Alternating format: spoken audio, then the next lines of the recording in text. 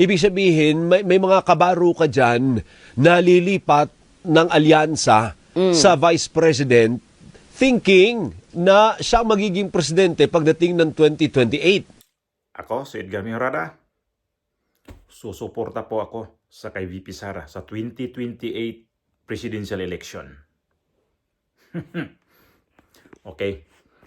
Reaksyon ko dito sa interview yung sa taga Iloilo. Itong si Defensor na in-interview dito sa DZMM. Itong ang dalawang angkor ba? Itong si Alvin El Chico at saka itong si Doris Bigornian. Atat na talaga itong dalawa na to na ma-impeach si VP Sara. At pinipiga nila itong si Defensor na talagang pwede ba makakuha ng 1/3 yung 105 na congressman para ma-direct na to sa Senado itong impeachment ni VP Sara. Pero sabi itong si Defensor na itong taga Iloilo, 3rd district ng Iloilo, congressman, hirap sila makakuha para ma-direct ho itong impeachment ni VP Sara sa dito sa Senado. So itong dalawa mukhang nawala ng chance itong dalawa na ma-impeach talaga si VP Sara kasi tagilid ang impeachment ni VP Sara ngayon sa mga congressman. At tingnan niyo itong si Alvin El Chico, may pabulong-bulong pa to dito sa kasamahan niya si Doris Bigornia. Pinapatay ang mic at may mga sinasabi siya dito. Bantayan niyo lang itong video na to kasi makikita niyo itong mga sinasabi ni Ito namang dalawa kasi talaga ayaw talaga to nila sa kay VP Sara. At kahit nakita nyo ba to, nag-interview to, itong DZMM na to sa mga kapartido ni Sara Duterte? Hindi. Ang ini-interview to madalas nila, itong si Llamas, basta mga side doon sa kabilang side, ang kanilang Hindi to, bias nga to sila pakinggan yung interview, panuorin yung interview nitong dalawa na to. Atat na talaga. At inilaglag na ni Defensor itong si Bongbong Marcos na hindi niya suportaan itong Leni Robredo ito siya. Ayaw kay VP Sara pero Leni Robredo ang suportaan niya. Ibig sabihin pala ngayon, naglaglagan na, nagbaliktaran na itong mga congressman ngayon. Ito yung interview nila. Linawin nga natin yung sinabi mo. Sabi mo, mukhang mahihirapan na makakuha ng mga susuporta sa impeachment ni Vice President Sara Duterte diyan sa mababang kapulungan. Ang ibig mo bang sabihin ay hindi mai-impeach ang Vice President this time? Alvin, ang announcement ng Vice President ay posturing yon para magkaalaman na kung sino ang mga kakampi niya at mga hindi niya kakampi sa Kongreso bago magsimula ang impeachment hearings ng Committee on Justice. Ang sabi ko na sa ngayon, siguradong mapupunta muna yan sa Committee on Justice pero sa ngayon walang 1/3 na mag-endorse ng mga impeachment complaints. Hindi natin sinasabing hindi dadami ang endorsers dahil matagal pa naman ang deliberation sa Committee on Justice. Pero sa ngayon, walang 1/3 at maaaring dumagdag ito o maaaring hindi na rin. Kaya abangan natin kung paano ilalatag ang ebidensya at ang hearings ng chairman ng Committee on Justice. So ibig nyo sabihin kong posible talaga na may tumawid ng bakod. Ibig sabihin may mga kabaro ka dyan na lilipat ng alyansa sa Vice President thinking na siya magiging presidente pagdating ng 2028. Posible yon, Alvin, dahil sa kanyang announcement, she has strengthened her following and made sure na ang mga pwedeng maging kaalyado niya ay lumabas na ngayon pa lang.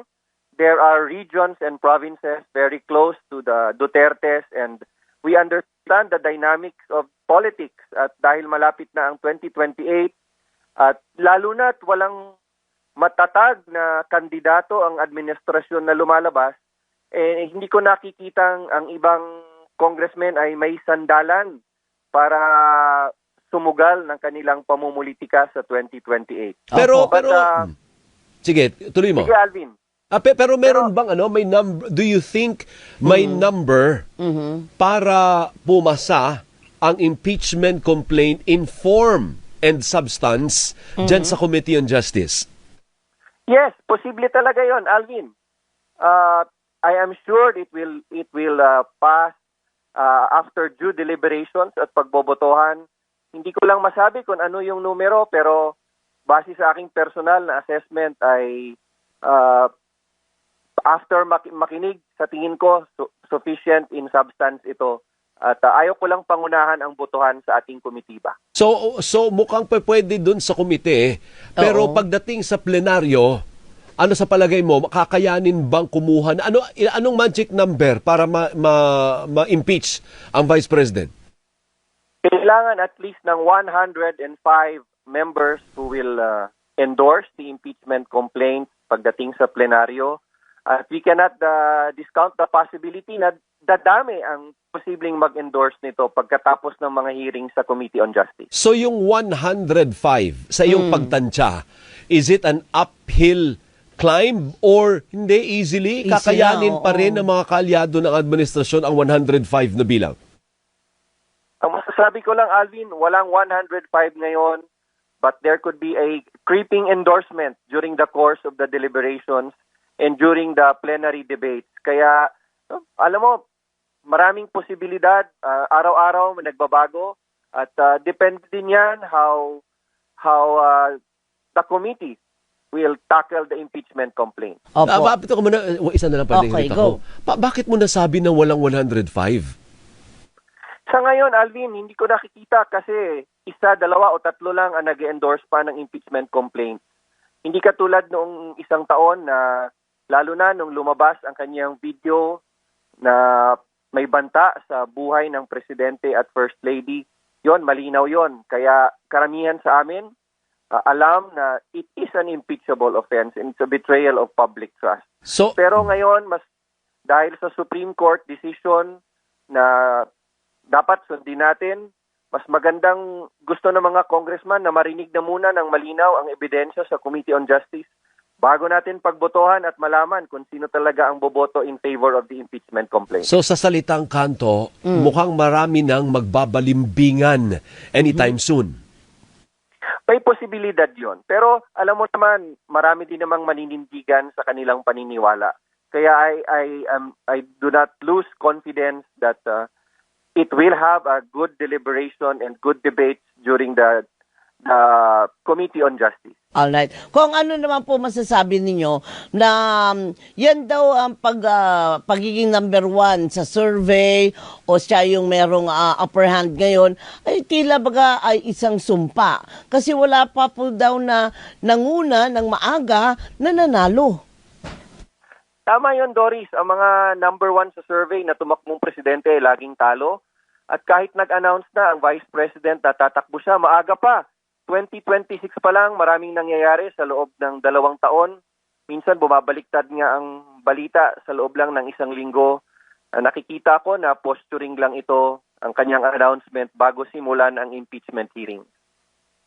Opo. So sa mga kababayan natin na nag-aabang, may panibago pong impeachment complaint na inihain na naman kahapon, Congressman. Paano po ba yan? Pag-iisahin po lahat yan, yung apat na po, ano po? 4. Yeah, I won't preclude what the Committee on Rules will do. Pero magandang isabay na lang natin, kung pwede lang naman, para magiging katulad siya ng Marcos impeachment complaints na wala tayong iniwan. And we will be fair na kung ano ang rules of impeachment na ginamit sa Committee on Justice, sa Marcos complaints, ganun din ang gagamitin sa impeachment complaints against the Vice President. Ayun. Oh, by the way, Congressman, may nanligaw na po ba sa inyo No. na pumunta na sa kampo ni Duterte? Wala, Alvin, at sigurado akong walang lalapit sa akin. Bakit naman? Bakit naman? Bakit naman? Kasi ngayon pa lang, I am declaring my support for Leni Robredo in 2028. Ayun. Kaya walang lalapit ng iba sa akin. So malinaw na 'yon. Pero ang sabi ng political analyst na si Llamas, Ronald Llamas, sabi niya gumagalaw na raw yung kampo, yung Duterte camp, may gumagapang na. Parang kumbaga forgive and forget. Kahit pumirma pa kayo dati sa impeachment complaint, walang uungkatin. Basta suportahan lang siya sa mga susunod na buwan o susunod na taon, Congressman. May posibilidad yon, Alvin. As you know, paulit-ulit natin sinasabi that the impeachment is a political process. It's a numbers game. At totoong pwedeng magligawan talaga pagdating sa suporta.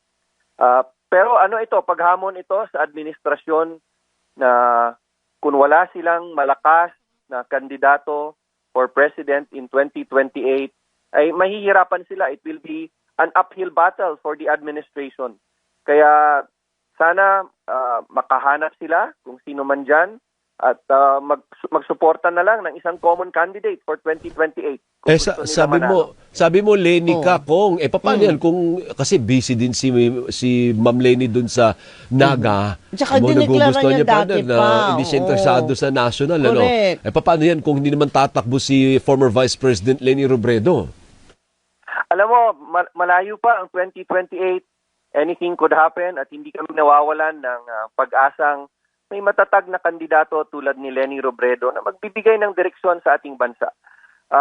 Ayaw kong tuwing nag-uusap tayo, impeachment na lang. There must be something else that we can do for the country. Dapat may gawin kaming iba at sana matapos na itong mga impeachment para makapagtrabaho tayo tulad ng isang mga national wage hike, the National Land Use Act, na maramdaman ng tao itong huling 2 taon ay may magbabago sa buhay nila at hindi lang politika ang pinag-uusapan. Grabe. Sabi pa niya, malayo pa daw. Tapos ngayon, nagkalapit na ng eleksyon. Ang gulo, di ba? Ito si Bongbong Marcos daw at saka si Leni Robredo, nabalitaan niyo, magkita daw to ngayong Sabado, may meeting sa ngayong Sabado. Wala kasi talaga tong matinong kandidato itong administrasyon ni Bongbong Marcos ngayon eh. Ibig sabihin nito, Martin Romualdez, burado na to. Di na to susuportaan ng kanyang pinsan. Laglag na din. So, saan siya ngayon pupunta? Kay Leni Robredo.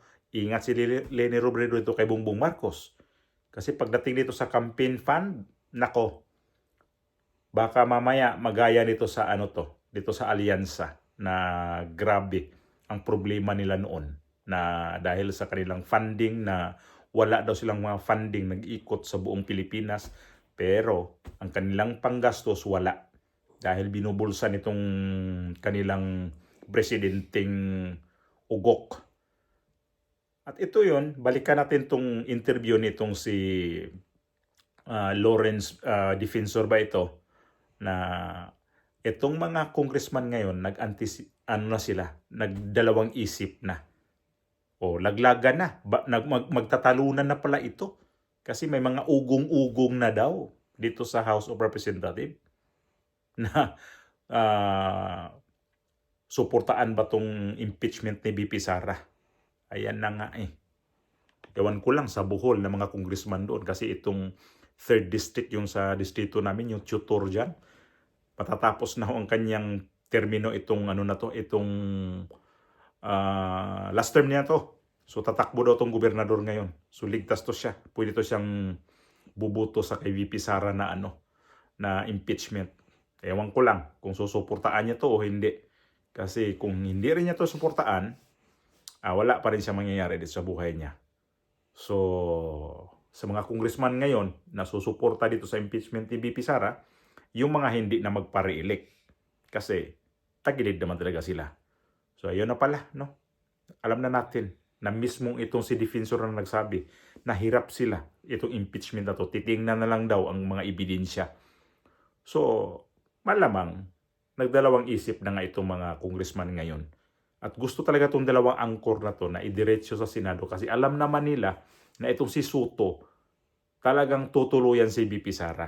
Ayan. Yari ka VP Sara kapag iyayariin nila si VP Sara dito, ni itong si Soto. Alam naman natin si Soto, atat na atat eh. Kaya, itong mga congressman ngayon, hindi na ho kagaya nung nakaraan, na pumirma sila ng diretso. Ito pang impeachment ngayon, hindi pa nakarating sa sa Justice Committee. Nasa kay pa lang nasa opisina pala ng House Speaker, itong si Bujidi. Ewan ko kung kailan to i-forward dito sa dito sa nagbibilang nag-iipon na naman ng mga nagfa-file ng impeachment. 4 na impeachment, di ba? So ayan na nga, 4 pero tagilid pa din. Tagilid pa rin nila hindi nila alam ang gagawin nila ngayon sa House of Representatives. Hindi kagaya nung nakaraang taon na may mga pangako, bumabaha ang pera dyan dahil dito kay Romualdez. Yari na. Ito ngayon, wala silang choice dito kundi mag-ipon ng mag-ipon. Kayo din, baka ma-technical kayo dyan. Sige. May nag-file pa naman ng impeachment dyan na hindi pa umabot yung deadline ng Korte Suprema na pwede na mag-file. Yung assize ng itong buwan na to, Febrero. May dalawa nag-file. Siguro, sinadya to na gusto pa nila mag-antay pa. Baka may technical yung dalawa, at least meron pa silang reserba na dalawa. Kasi 4 lahat ito eh. Kaya mismo congressman, itong si Defensor, itong sa Iloilo, malabo na mga congressman ngayon, nagdadalawang isip, malabo talaga sila na i-impeach si VP Sara. Nagdalawang isip eh. Ganyan ang utak ng presidente ko by 2028.